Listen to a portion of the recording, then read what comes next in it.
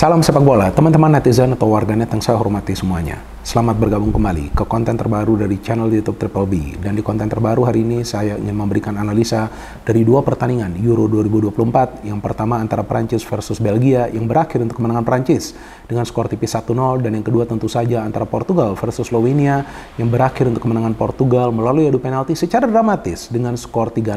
Dengan hasil akhir ini teman-teman berarti nanti di babak perempat final akan ada dua super big match. Yang pertama antara tim tuan rumah Jerman versus Spanyol dan yang kedua antara Prancis versus Portugal.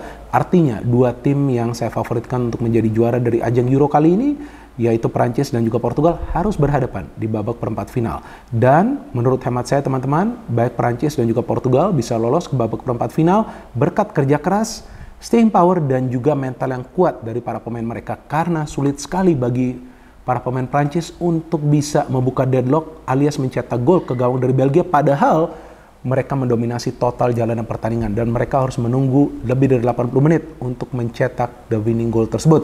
Sedangkan bagi Portugal bersusah payah mereka untuk bisa mengalahkan Slovenia dan sampai harus terjadi yang namanya adu penalti sebelum mereka bisa menyingkirkan Slovenia dari ajang Euro.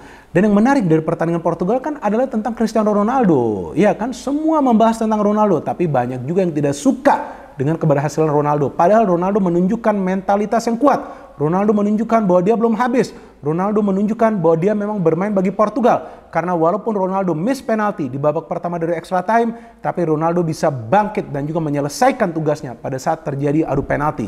Dan juga sampai meminta maaf kepada supporter dari Portugal yang hadir di dalam stadion. Kenapa saya semangat? Saya harus semangat ketika saya bicara soal fakta. Tapi saya bingung teman-teman.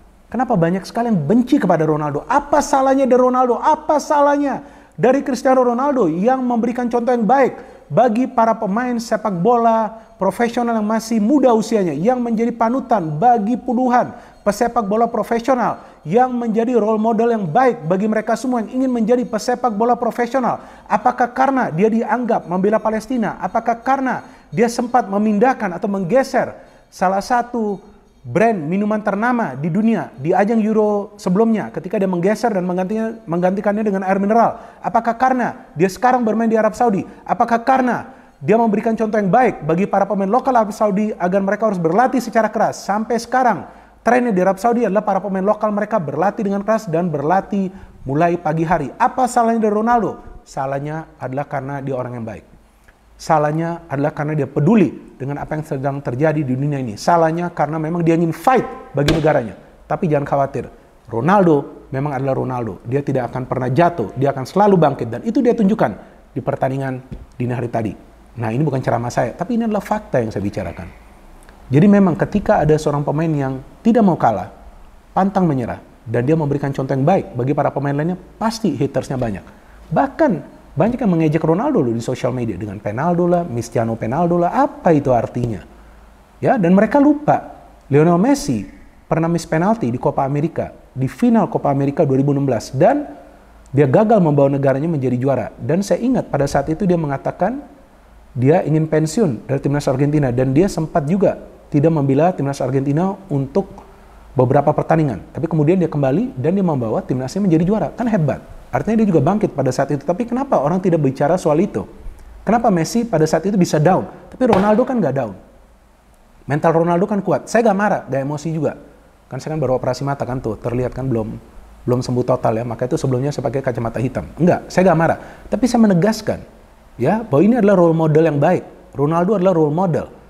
Jadi kita sendiri tahu, Kvara itu pemain dari Georgia kan, pada saat timnya berhasil lolos dari fase grup, dia mau selebrasi dengan para pemain lainnya, dengan para pemain Georgia lainnya, tapi dia juga ke Ronaldo, memeluk Ronaldo karena Ronaldo adalah idolanya. Garnacho, pemain yang bermain di MU, ya kan? MU yang mengusir Ronaldo, tapi Garnacho juga mengidolai Ronaldo, bahkan dia berselebrasi seperti Ronaldo. Messi is a good player, Messi is the real GOAT, tidak perlu diragukan. Tapi Ronaldo juga adalah salah satu pemain terbaik di dunia hingga hari ini. Buktinya kan sudah di pertandingan dini hari tadi, tapi nanti saya akan membahas tentang Portugal. Pertama-tama saya ingin membahas pertandingan antara Prancis versus Belgia, di mana kita lihat bahwa Prancis mendominasi total jalanan pertandingan teman-teman. Mereka menciptakan selusin peluang yang berbahaya, tapi banyak sekali tendangan-tendangan para pemain mereka itu yang melenceng. Karena memang Pertahanan dari Belgia di pertandingan semalam itu sangat solid. Jadi para pemain Belgia memilih untuk bertahan dan mereka hanya ingin main counter. Tapi mereka lupa bahwa mereka tidak punya speed pada saat counter. Jadi mau counter pun, counter attack mereka itu bisa ditutup oleh para pemain dari Prancis yang bermain di lini tengah. Seperti Tchouaméni, kemudian ada Kante, bahkan Rabiot pun ya, rajin untuk menutup ruang. Tapi pada saat nyerang, Prancis ini mengandalkan kecepatan yang luar biasa. Karena mereka punya Mbappe. Jadi Mbappe ini yang membuka ruang dengan begitu baik. Dan Mbappe memang sulit banget ya mencetak gol di ajang Euro kali ini. Tapi kan dia punya movement of the ball ini sangat luar biasa. Sulit sekali untuk mengawal Mbappe. Dan dia bisa membuka ruang bagi pemain-pemain Prancis lainnya yang bisa masuk menusuk untuk menciptakan peluang. That's why banyak sekali upaya dari para pemain Prancis yang bermain di second line atau juga final line. Karena mereka mau tidak mau harus support juga permainan menyerang yang dikembangkan oleh Mbappe. Dan memang Belgia mendapatkan peluang, tapi saya melihat peluang mereka yang lebih berbahaya itu di babak kedua. Jadi Belgia salah juga memilih untuk bertahan total, salah juga. Buat apa? Lawan Prancis itu harus ada yang namanya counter pressing. Pressing mereka itu di tengah, karena tengahnya ini mereka kuat. Tchouaméni, Kante, ya kan ini udah dua pemain yang kuat. Jadi pada saat para pemain Belgia itu bertahan ke dalam, ya enak banget para pemain Prancis memainkan bola kan. Dan memang gol dari Prancis itu gol bunuh diri, tapi kan mereka tinggal menunggu waktu saja mencetak gol. Saya yakin, kalaupun ke extra time bisa juga Prancis sudah mencetak gol. Mereka punya materi pemain yang merata juga. Jadi sejauh ini saya melihat selain juga Belanda, Prancis mainnya bagus, cuma kan sama seperti Belanda nih.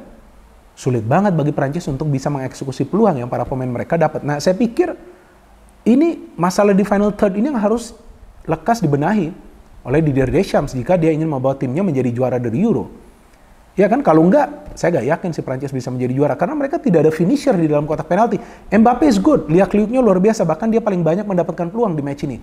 Tapi ya dia tidak bisa bekerja sendirian, harus ada support play yang baik dari para pemain lainnya. Bagus juga tuh. Kalau Muani kan shooting, ya terkena Vertonghen kemudian bola berubah arah.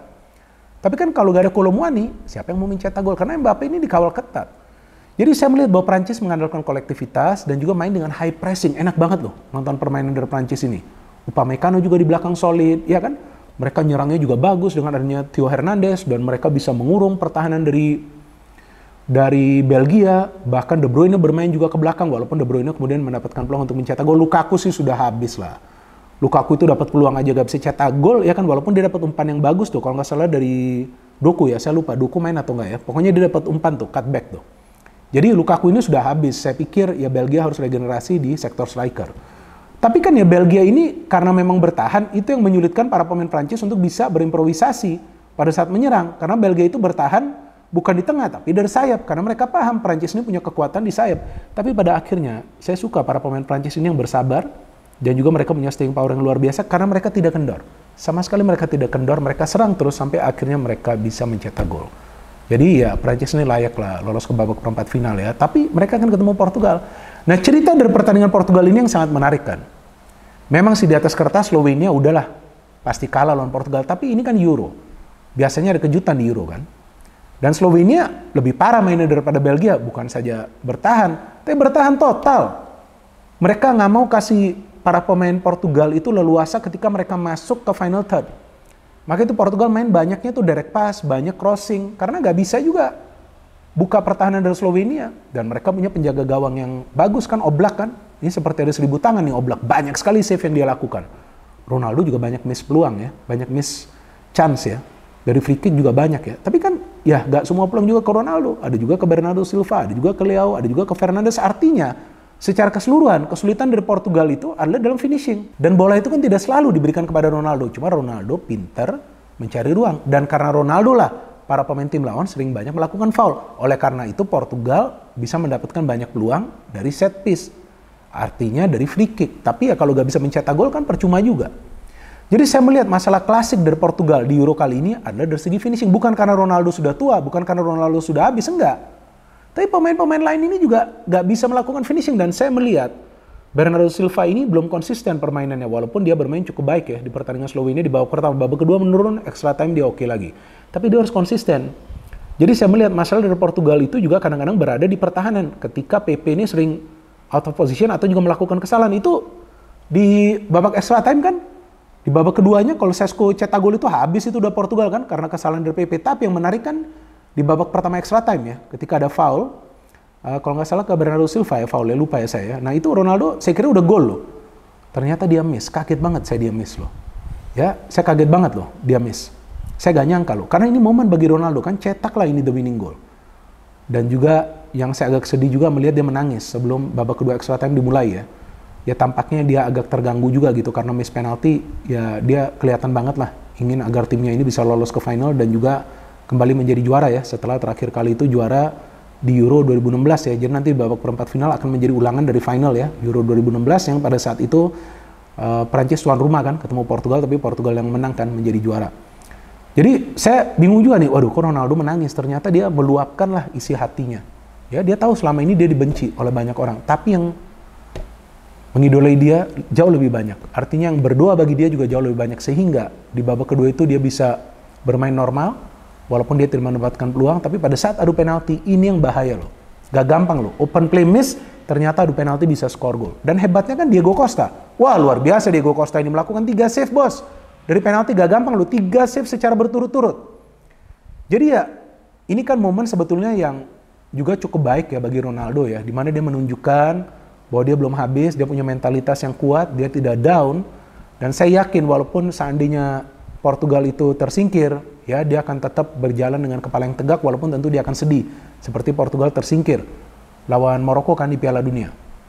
Tapi ya kita lihat pada saat adu penalti semua eksekutor dari Portugal bagus. Ronaldo, Bruno dan juga Bernardo Silva. Dan Ronaldo punya tendangan itu hampir dibaca oleh Oblak ya, dia sudah benar ya, tapi tetap gol. Dan untuk sementara ini seperti yang tadi saya katakan, Lionel Messi is the real GOAT. Yes, tidak perlu diragukan. Tapi Ronaldo is also one of the best player in the world right now. Terbukti mentalitas dia kuat, dia tidak down teman-teman. Kita tunggu aksi selanjutnya dari Ronaldo. Dan silakan yang mau hit dia, silakan hit. Tapi di channel YouTube Triple B, no hate, no politics, only football. Salam sepak bola.